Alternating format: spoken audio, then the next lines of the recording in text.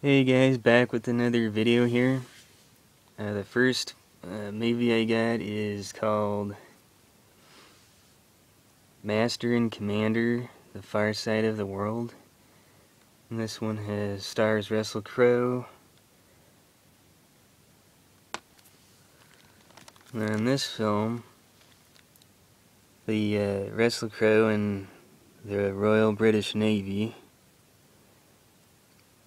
take on the French, and they're attacked by a French ship unexpectedly, and the ship receives heavy damage right off the bat. And that fuels pretty much the guys from England to take on, to track down the enemy. And it's pretty intense, maybe, where there's a lot of, cannonballs, people getting killed and stabbed. And this one has special features on it. It has deleted scenes, pop-up map, and a historical and geographical trivia track. One scene I like in this film is when they go to the Galapagos Islands and they find all the dodo birds and iguanas, all the rare birds and flamingos and stuff. Highly recommend this one. This also is from Universal Pictures.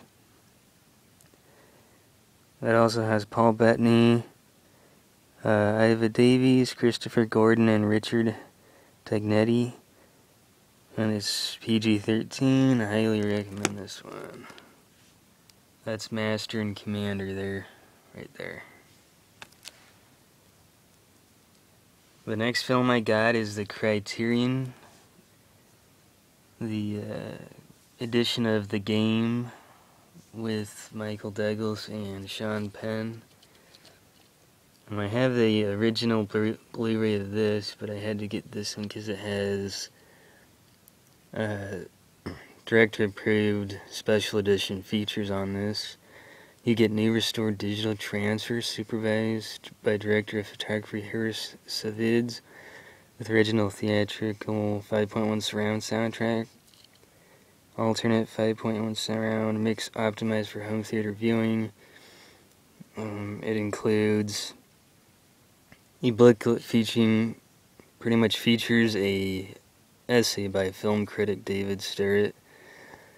You get David Fincher commentary by the director, Michael Douglas, screenwriter John Mercado, Michael Ferris, digital animation supervisor Richard Dr. Bailey, production designer Jeff Beercroft, and visual effects supervisor Kevin Hogg. There is also an hour's worth of exclusive behind-the-scenes footage and film storyboard comparisons for 4 of the film's major set pieces with commentary. It includes you get your alternate ending, a trailer, and a teaser. That's why I had to get this one, and here's the spine of it.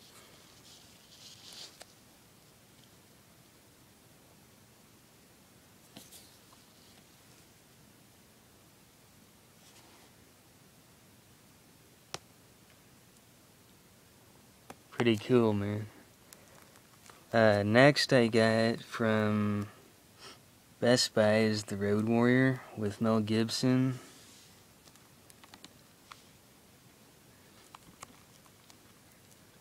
And so this is the sequel, the second Mad Max film that came out. Now when this came out in Australia, it was called Mad Max 2.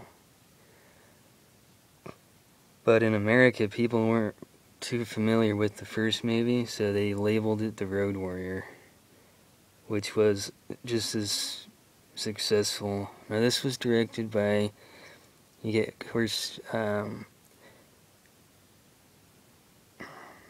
George Miller, pretty much a Kennedy Miller production. It also, this music in this was very good as well. It was done by Brian May.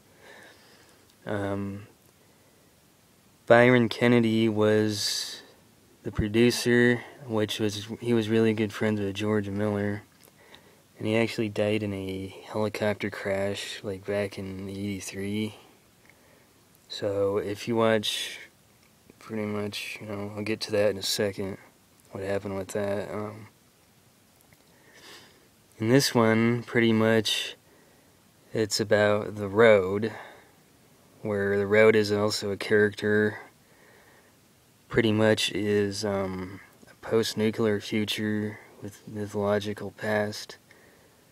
It is one of the best stunt movies that I've ever seen. It was actually done with live stunts just as well as the first one, and it really set the action genre for the future. Like Rambo, Commando, really made those movies possible because of these films. And the special features you get, you know, introduction by Leonard Martin, commentary by director George Miller and cinematographer Dean Semler. Pretty much Mel Gibson in this one is, after it leaves off from the first one where everything is now like a desert, a wasteland. There's no buildings or anything.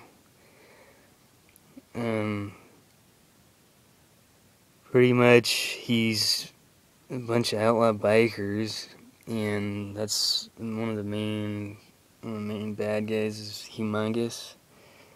This has one of the funniest kids in it, the feral kid, Emil Minty.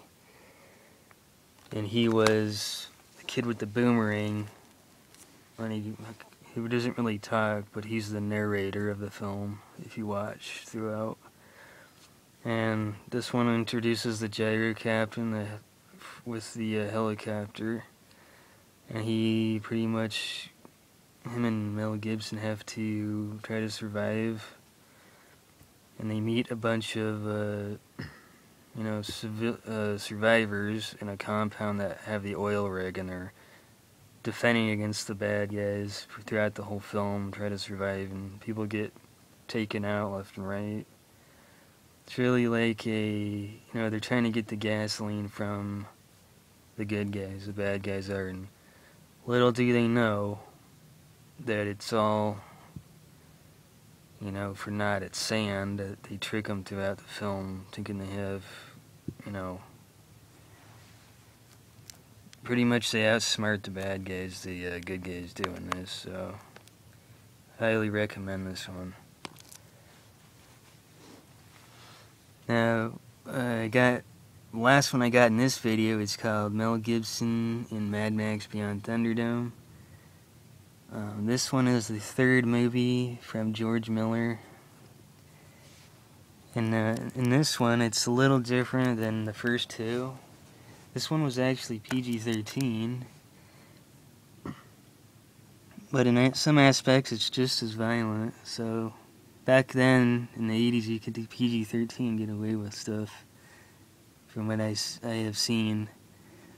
This one starred Tina Turner as well, right there. You also get, in this one, get Angry Anderson. He starred as Iron Bar. He's also in Rose Tattoo, the band. It was really funny in this. You get, pretty much, this was the introduction of the Thunderdome. 2 men enter, 1 man leave, where it's like a fight to the death if you have a problem with somebody in Bartertown, where Mel Gibson meets all these, pretty much it's a trade, and you trade weapons in. It's pretty much a civilization that Tina Turner and the Master Blaster created from pig crap. So, and it runs off. They run the methane off the energy of the pig poop, pretty much. So, and it runs all the electricity, and it's a little town that this little city that they created out in the middle of nowhere. So, and it's a really nasty environment for a lot of people. Mel Gibson, it starts out with him getting robbed by the gyro captain again, of course, and in this one he has a son, the helicopter pilot, and Mel Gibson, he gets banned because he doesn't kill the guy with Down syndrome, the blaster guy, in the death match. So he gets banished to a gulag, where he's sent out and meets a tribe of people. that they think his name is Captain Walker. They think he's the pilot that they crashed, years ago. And he has to tell them that it's not him, they have the wrong guy. And from there, it's like it's pretty much a survival movie with, a train, pretty much, or instead of a semi-truck. I highly recommend this one as well. Check it out, guys. Alright, see you in the next one. Bye.